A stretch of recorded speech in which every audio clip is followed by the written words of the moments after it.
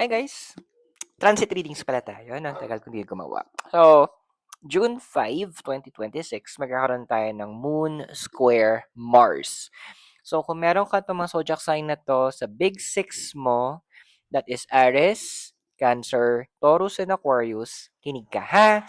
So, generally kasi, during this period, medyo magkakaroon ng tataas yung intensity ng pagiging impulsive, medyo magiging irritable, ayan, yung may mga tendency din na magkaroon ng overreaction sa mga bagay-bagay. So, very good na try niyong kalmahan yung sarili niyo, ha? Huwag kayong masyadong magpapadala sa energies. So, andoon na yung puwedeng magkaroon ng mga tendencies of yung emotions niyo bigla na lang niyong gamitin to do some actions, 'wag gano'n. Kasi risky 'yun. Puwedeng magkaroon ng mga conflicts along the way and andoon din na yung mga rush decisions, puwedeng magkaroon yan ng mga negative, outcomes.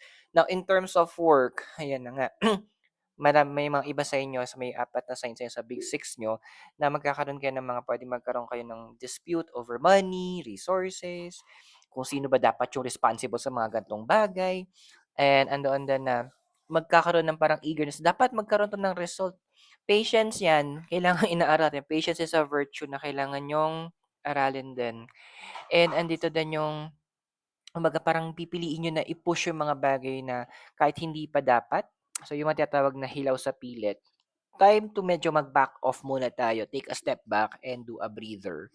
Now, in terms of relationships naman, ayan, medyo magiging masyadong sharp ang mga emotions nyo in terms of with your partners o yung mga karelasyon nyo. Ando na medyo mas less na yung pagiging patient nyo, which is very wrong.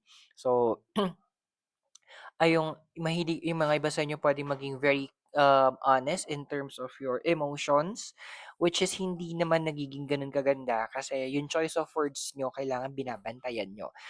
And ang bilis niyong yun nga, ang bilis na konting baka joke lang, you have a lot of trigger factors. So, this is a good time sa apat na signs na yan, Aries, Cancer, Taurus, and Aquarius, to take a step back, relax, and hinga.